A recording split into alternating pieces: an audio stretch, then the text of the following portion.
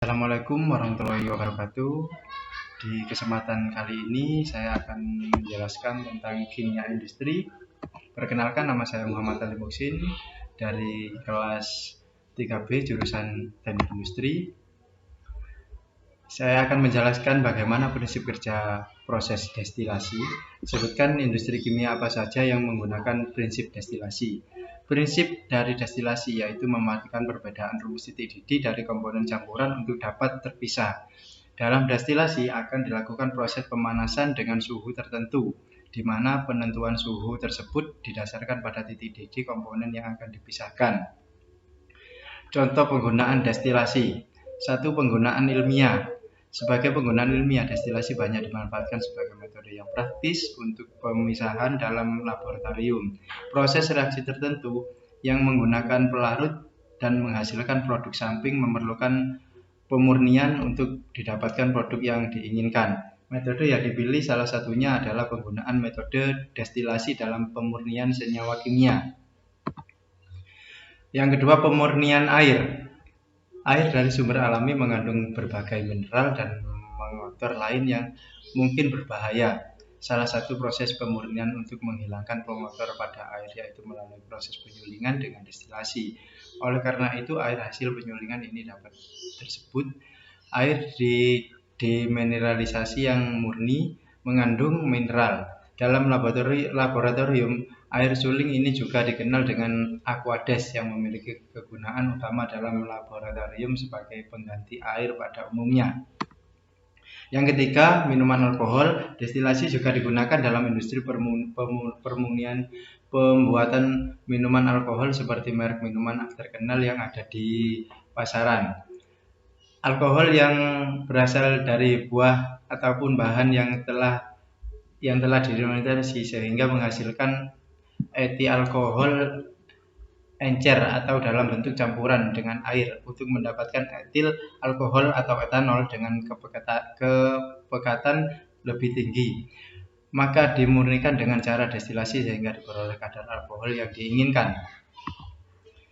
Yang keempat, pengolahan minyak bumi. Seperti yang kita ketahui bahwa definisi minyak bumi memiliki berbagai macam fraksi. Setiap fraksi minyak bumi dipisahkan melalui metode destilasi, fraksinasi sehingga didapatkan beberapa jenis fraksi yang memiliki berbagai macam kegunaan yang berada selain seperti bensin, diesel, pelumas minyak, dan lain-lain. Yang kelima, industri parfum. Dalam industri parfum, destilasi digunakan sebagai tahap penyulingan minyak dan bahan alam. Tanaman memiliki kandungan metabolit sekunder yang memiliki sifat unik seperti aroma yang wangi dan dikenal juga dengan minyak esensial. Untuk mengambil minyak tersebut dari tanaman, cara yang dilakukan adalah melalui destilasi atau penyulingan untuk didapatkan kandungan murni minyak esensial bahan alam. Soal kedua, sebagian besar industri kimia menggunakan katalis dalam proses produksinya. Jelaskan bagaimana peran katalis dalam proses produksi serta pengaruhnya terhadap efisiensi industri.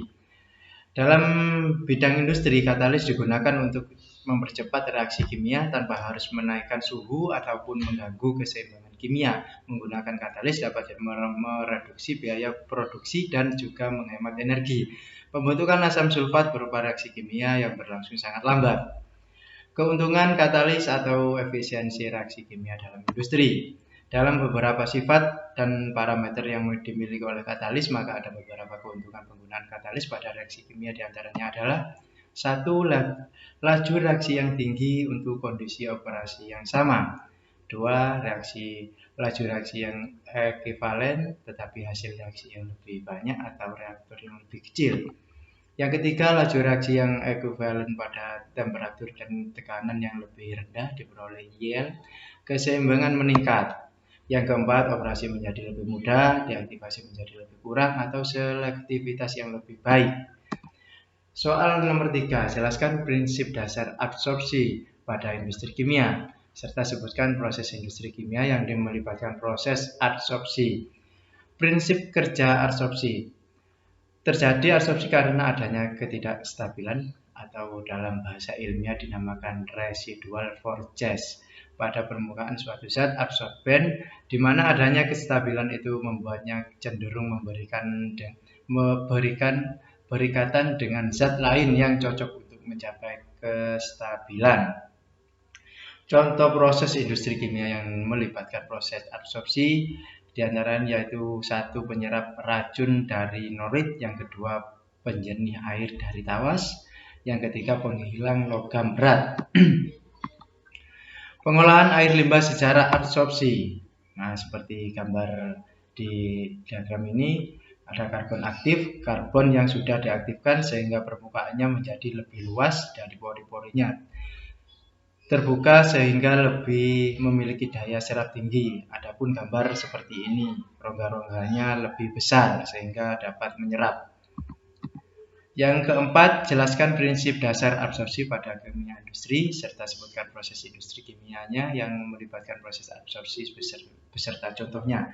Absorpsi kimia merupakan absorpsi di mana gas tersebut di dalam larutan penyerap sehingga dengan adanya reaksi kimia, contoh absorpsi ini adalah absorpsi dengan adanya larutan MeA, NaOH, K2CO3, dan sebagainya. Aplikasi dari absorpsi kimia dapat dijumpai pada proses penyerapan gas CO2 pada pabrik amonia.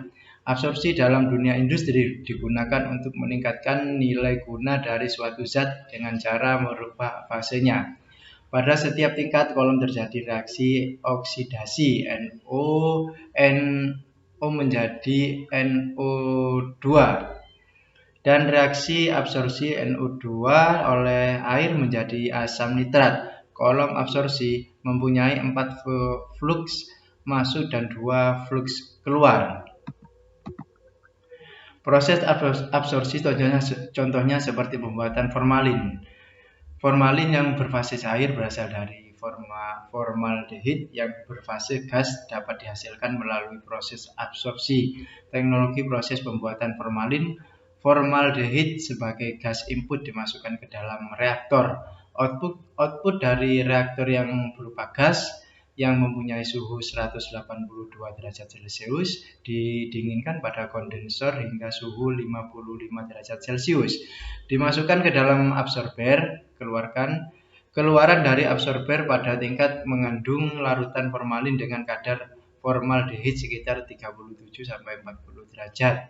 40%. Bagian terbesar dari metanol, air, dan formaldehid dikondensasi di bawah air pendingin bagian dari menara, dan hampir semua removal dari sisa metanol dan formaldehid dari gas terjadi sebagian atas absorber dengan counter current contact. Untuk soal nomor 5, jelaskan diagram alir proses pembuatan asam sulfat dan jelaskan reaksi kimia yang terjadi pada proses tersebut. Nah, ini adalah diagram alir. Belerang dibakar di udara menghasilkan belerang dioksida atau asam sulfat dicampur menjadi belerang trioksida. Belerang dibakar dengan oksigen menghasilkan belerang dioksida. Reaksi yang terjadi yaitu S plus O2 persamaan SO pangkat 2. Yang B, belerang dioksida atau SO2 direaksikan dengan oksigen membentuk gas belerang trioksida. Reaksi yang terjadi yaitu 2SO2 plus O2 persamaan 2SO3. Reaksi di atas berlangsung sangat lambat sehingga harus diberi katalis.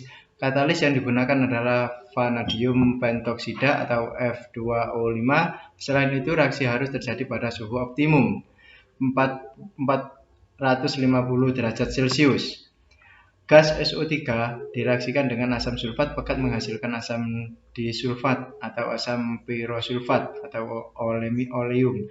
Reaksi yang terjadi yaitu H2SO4 plus SO3 persamaan H2S2O7.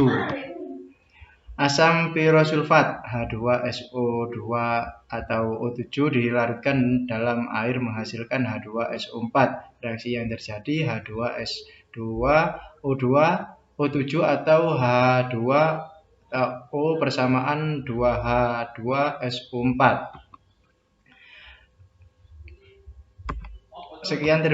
Sekian presentasi dari saya. Terima kasih. Assalamualaikum warahmatullahi wabarakatuh.